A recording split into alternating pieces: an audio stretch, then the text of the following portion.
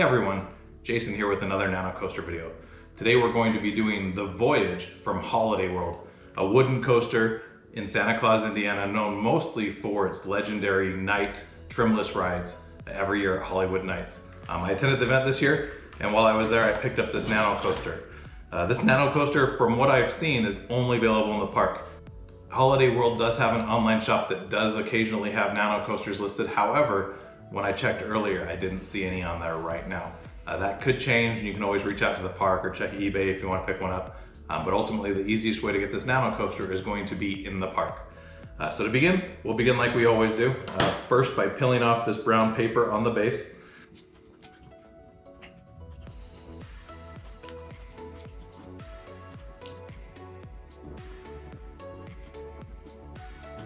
And you'll want to do that from both sides. One thing you'll notice with the Voyage, this is a very long and skinny base. And ultimately with the track pieces, there isn't a lot of height either. The Voyage is a fairly large coaster, but because of the way Nanocoasters are done, they design it so that the base will fit in the box. And so with a long layout that extends out into the woods, they ultimately had to scale down a lot of the rest of the coaster. Occasionally you'll see one that has a base that's two pieces. I know Millennium Force did that. But this one is just a single base that was designed to fit within the Nanocoaster box. And because of that, we have a super long and skinny base. The Voyage is a wooden coaster that goes out into the woods and then comes back.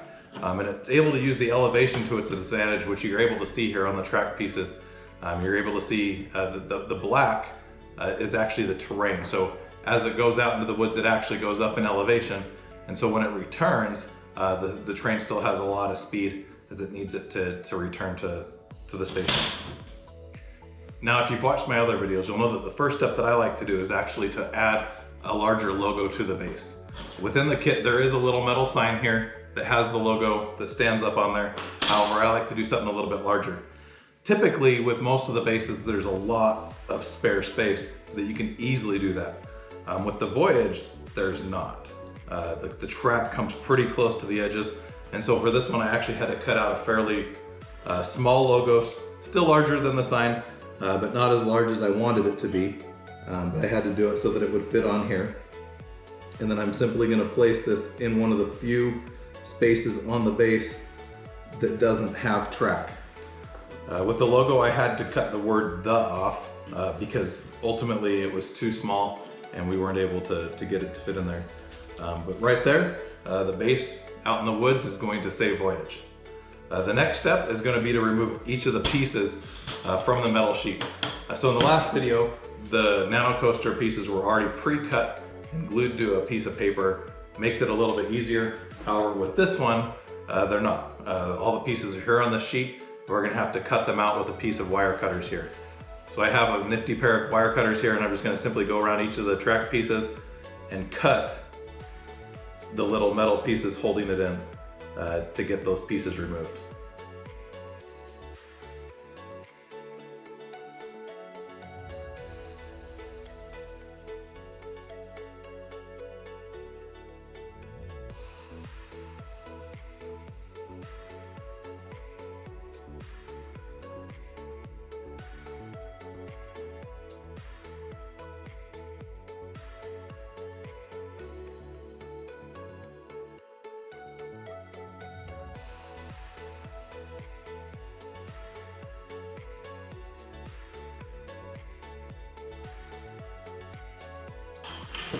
Now once you've cut out all of the pieces, the next step you want to do is you just want to go around each of them, and anywhere that you cut off the little tabs, you'll just want to make sure that you get those the little rough edges cut off as well.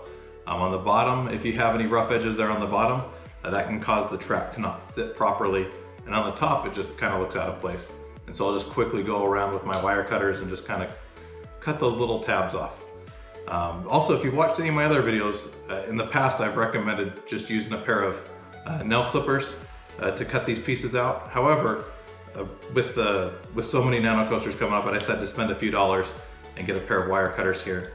I got 2 pairs on Amazon for $9, so they're not terribly expensive. But in the end, it made cutting the pieces out a lot easier. I cut this out in probably half the time that I would have with a pair of nail clippers.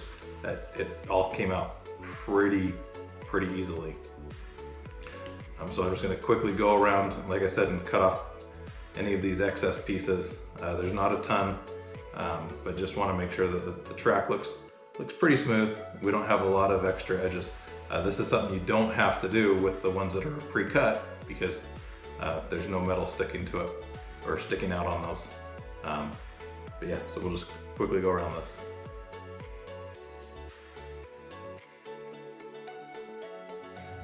Now as we begin track assembly, the first piece we're going to use is this piece right here. So this is the piece that goes through the station and also has the final brake run for the coaster. So the station is going to be at this end of the base plate, the opposite end from where I put the logo, so the logo is out in the woods. When we put the little metal sign on, it's actually going to go right here and the station is going to be right here. So as we put this piece on, this tab right here is going to be the first one, or the one that's actually in the station. This is going to be the first one heading out to the lift hill, and this one's going to be on the brake hill, and these two are going to be on the turnaround before that brake run. So we'll just start by simply putting the one closest to the lift hill in, and we'll slightly bend the track towards the station to get the station piece in. Now we have to do a tighter bend to get over to the brake run, so we're going to actually bend it right there and get the brake run piece in place. Push that down. And then there's going to be a turnaround here, and you can kind of see the track layout on the base, and so you'll just want to kind of follow that. So we'll just twist this around to get those tabs into the holes where they belong. I've mentioned in the past that with the wooden coasters, I find that they are a little bit easier to assemble just because the track has a little bit more rigidity, and so you can't bend it quite as easily. So as you're shaping it, it's a little bit easier to shape. And then once you get it done, you can also notice like that my circle is not perfectly around there, so you can get like a pencil or something and just kind of come in here and help you shape it to get the shaping that you want.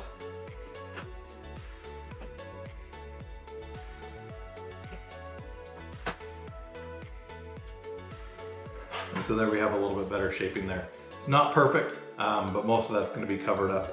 But we got pretty good shaping there. So for step 3, we're going to move on to this long piece here. This is the part of the return from the woods to the station, and so this is actually going to hook on over where we just were. You'll notice here in the track there's actually 2 cutouts where this is going to hop over other pieces of track, so this is actually going to go on the far right side. The pieces with the black elevation are going to be out in the woods, so this is the next piece that we're going to put on. This one's going to start once again up here near the station. So there's a tab on the far end of this base plate that we're going to drop that first tab in, and then we're going to just kind of shape it around to the next tab.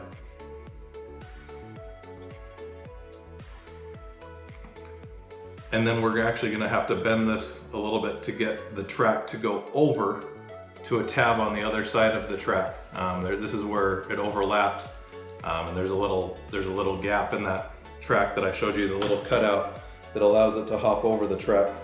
So we need to bend that into place so that it can go over the track, and then it's actually going to come back over the track a second time into the next opening.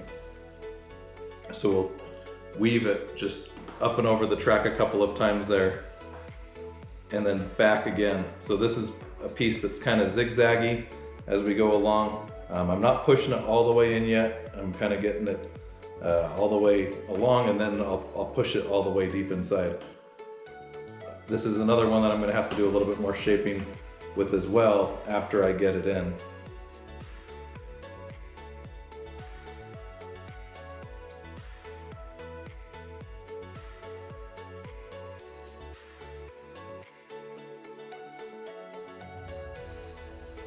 And then we'll bend the tabs over underneath to hold this into place.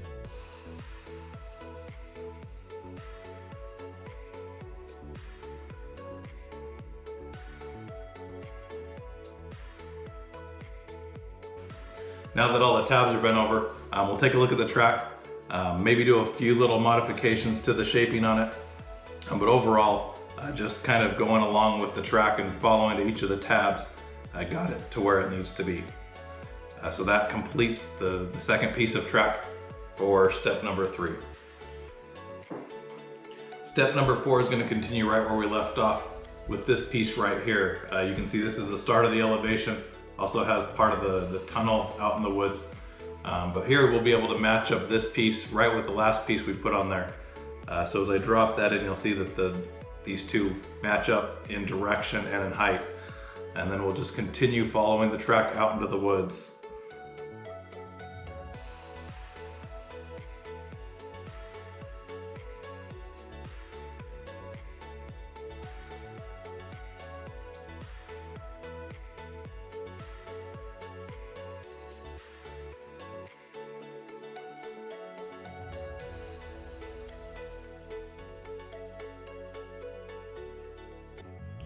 Once we got the piece in place, once again, we're going to shape it a little bit. With this one, it was a little bit more stubborn than some of the other ones, the pieces that I've had to put in. So to push the pieces in, I actually used a pair of needle nose pliers, squeezed the pieces where the tabs were, and just kind of push them down inside. You do want to be careful that you don't scratch the paint too much. I did get a few little scratches in there, but ultimately this one is a little bit more stubborn than some of the other wooden coasters that I've done. So step 5 is going to utilize this piece here, and this is going to complete the turnaround. To start with this piece, we're actually going to start not against the edge that we just finished off on, but with the other edge where it has this little gap for the track to go through. So this part's going to be closest to where my logo is here, but also the closest to the flat portion here on the track. To put this piece in, we're going to just simply drop it into place and then kind of bend the track next to it to follow the outlines on the base plate, and then bend for the next tab right there.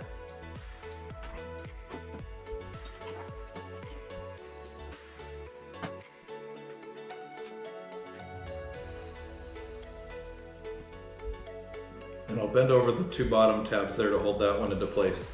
Once we have that piece kind of in place right there, I'm going to have to do a little bit more shaping around where that gap was. The gap is a little bit of a weaker spot, and so it bends weird when you get close to that, but we're able to just kind of, before we put the rest of the piece on, we can just kind of work our way in there and kind of shape it to the way it should be. Once we have that done, then we'll continue bending the rest of this around for the rest of the turnaround. So we'll just kind of mold this around.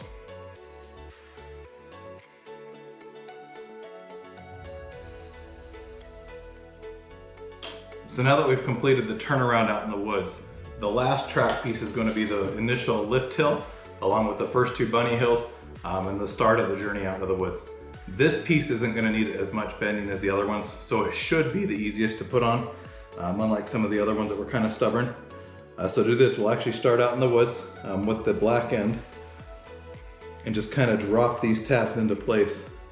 For this piece, I did do a little bit of pre-bending, just to kind of shape it to the layout of the track. But like I said, there's not a lot of bending here. This is mostly a straight piece that's going to just go into place and kind of finish out the layout of the coaster.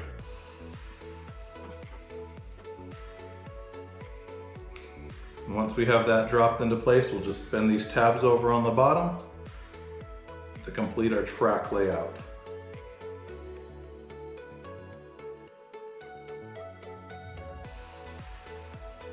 And then the final 2 pieces we have to install are the station building and the sign. If you've done any of the other Nanocoasters, you know exactly what the station is, or if you've seen any of my other videos, all of the stations look exactly the same. They don't look like the real stations. This one just looks like a little house there. I bent that into shape there, and then we can just drop this down into the base. Now, one thing I noticed here is when I folded over one of the track tabs, I actually folded it over the opening where the station went, so it wasn't able to slide in easily. I folded it back the other way. So if that happens, if it's not going in easily like it should, make sure you look at the bottom and see what's blocking it. I had part of one of my tabs was blocking it. So now that I folded that the other way, I'm able to put that on and fold it over. So there's our station building. Final piece is the Voyage sign that will drop right into the little gap there. Fold over the tab on the bottom, bend the sign back a little bit, and then there's our completed Voyage model from Holiday World.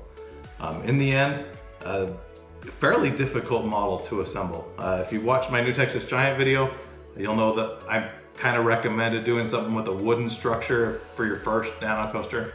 Felt like that was easier than doing a steel coaster, which for the 20 or so coasters that I've done in the past, that has been the case. However, this was maybe the most difficult Nano coaster I've assembled so far, just because of some of the small intricacies and how tight this layout is. Not as all on top of each other, but just two tracks running really close to each other, and the zigzags really made this one a little bit more difficult to assemble. But in the end, I'm happy with how it turned out. I have the Voyage logo there I added, once again, not part of the kit. Now the last thing I like to do, which if you've seen my other videos, I like to add a felt bottom to the Nano coaster once again, so that the tabs here at the bottom don't scratch it up. So here I have a piece of adhesive felt from Amazon, link down in the description to purchase it.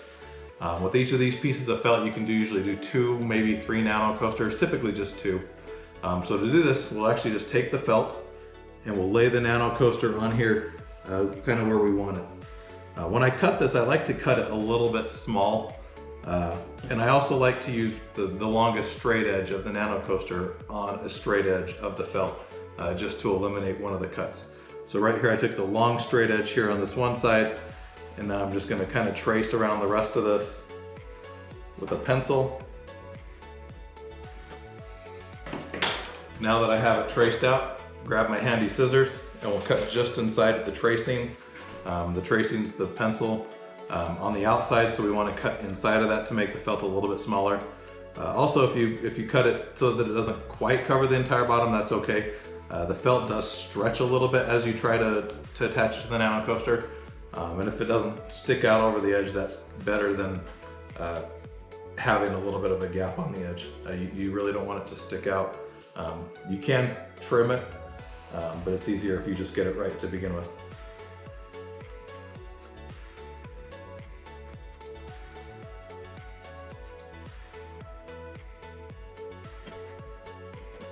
So now that we have our felt cut out, we'll start by just peeling off a little bit of the paper backing here.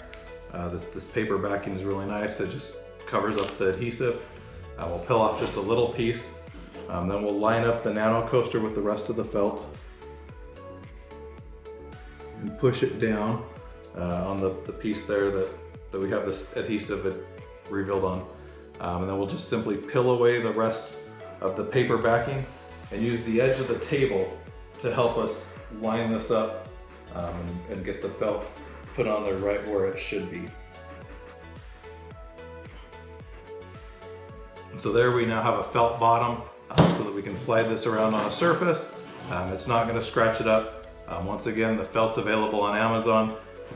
This is the completed Voyage kit from Holiday World. Like I said, you can purchase it in the park. I believe it's probably about $37.99. I don't remember exactly how much it was, but that's typically what these sell for. Occasionally they sell them online, but right now they're not available. But you may want to keep checking back if you're looking for this model. If you want to add the logo, it definitely adds a little bit of something. I'll put an SVG download link down in the description below. I'll also put a link to purchase the felt that I added to the bottom of the Nano coaster as well, which, like I said, just adds a little bit of a nicer feel to the bottom and also makes it so that it won't scratch up your surface. Thanks for watching. I hope you liked this video. If you did, make sure you hit the thumbs up button. If you didn't like it, that's okay as well. If you want to see more videos like this where I assemble Nano coasters, coaster cutouts, and other coaster related items, make sure you hit the subscribe button. Thanks for watching. Have a great day.